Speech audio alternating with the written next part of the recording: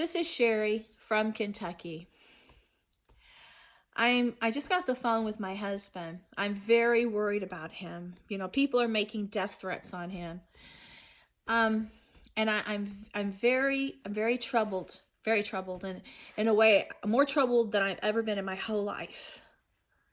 I'm at a point like I'm in the middle, like feeling like the earth is like between heaven and hell, and I'm feeling like that there's really no right decision to make, because it's like I'm in limbo here, and like nothing is ever going to be good again, and nothing is ever going to be beautiful again.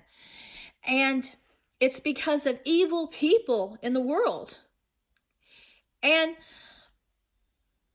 I've just reached the conclusion that nothing is ever going to turn around for the good. When they tell me, like my husband, he's a healer, he's a doctor. I have watched him turn people's lives around and risk his own life and put himself out to help people that wouldn't even give anybody else the time of day, to help people that are selfish and people that are so unappreciative.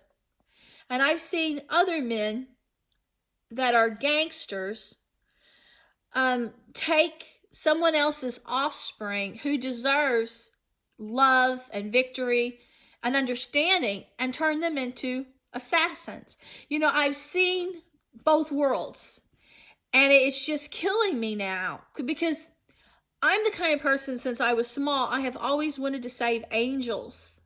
And I never could understand when I was a little girl why some children were so misfortunate to be attacked by adult predators and lose their life, when I was so blessed to have angels watching over me and guiding me.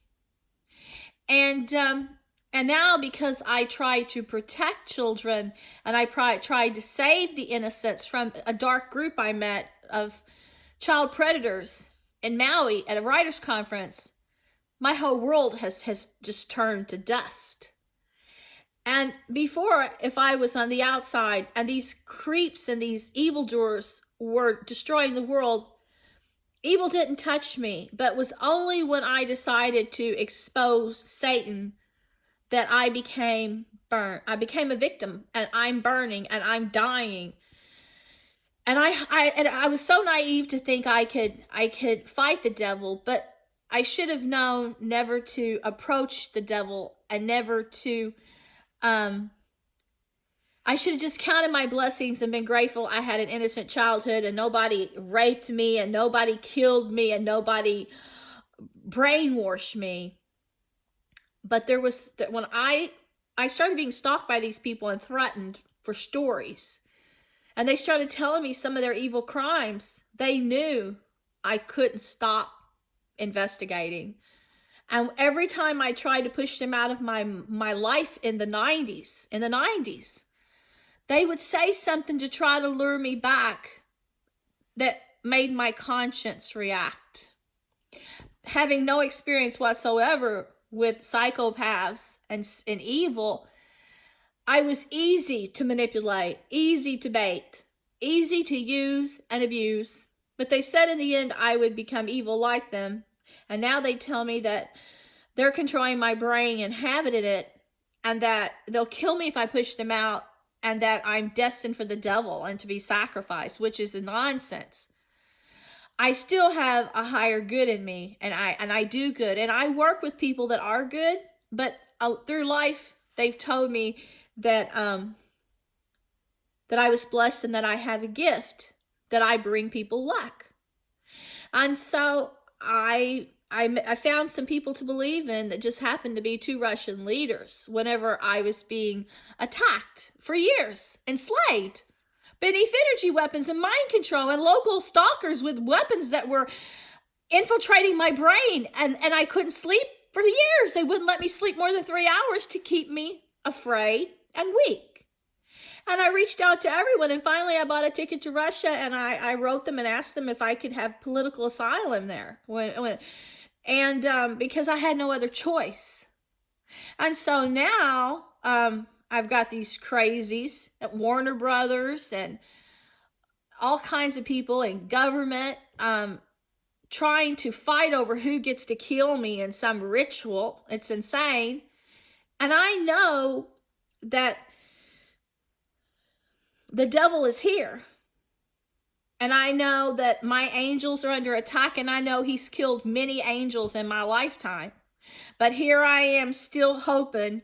I'm still hoping to somehow repair.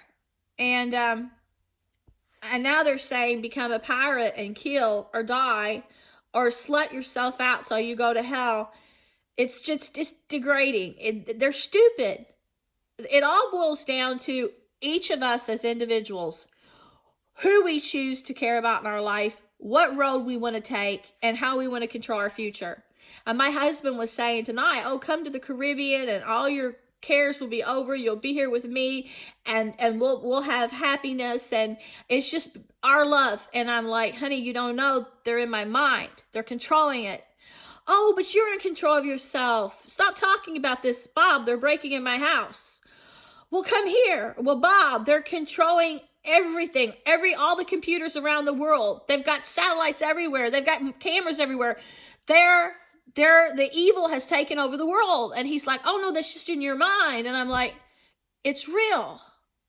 But they're telling me, these deadbeat imbeciles that use people that are angels like my husband, that dispose of the good people, are the ones that want to run the world and destroy all decency. Those people deserve hell. Those people are degenerates. Those people are the people years ago that were locked behind bars to keep the world from turning into what it has turned into today. If those people were running things 20 years ago, there wouldn't have been a today. We wouldn't have had a future. So this is it's just as simple as can be. I just had this epiphany when I was sitting eating dinner yesterday. My mom, I remember how exceptional that she was.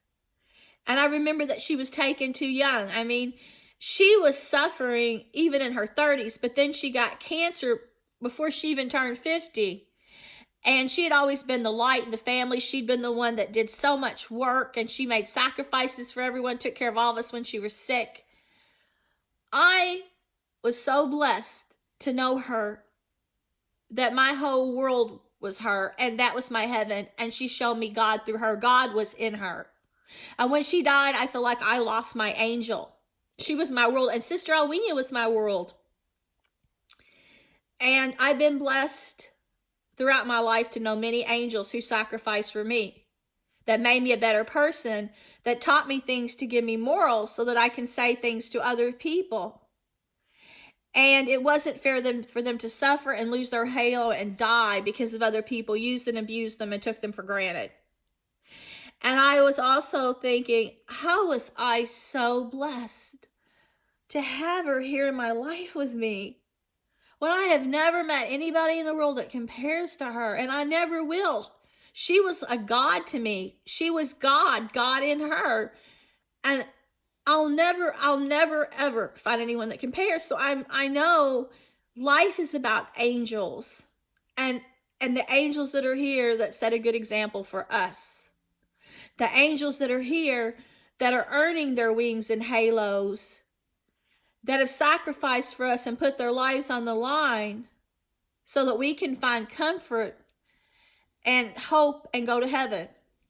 So when I've got these people telling me, well, we're going to destroy all the people that show them up, that don't hold a candle to them, that can never be strong like them, there's no hope for the future. The world is doomed. And I'm just at a point now where there is no future, there is no tomorrow. I'm dying, murdered, evildoers congregate, and they're telling me, be a prostitute or just sell your soul and be a sacrifice. And I know it's all about individuality and who we have in our life and protecting the angels. And that's survival. But when they're hacking my brain, controlling my thoughts, trying to take full control of my body, trying to make me evil, trying to make me go to Satan, then there is no hope for retribution or salvation.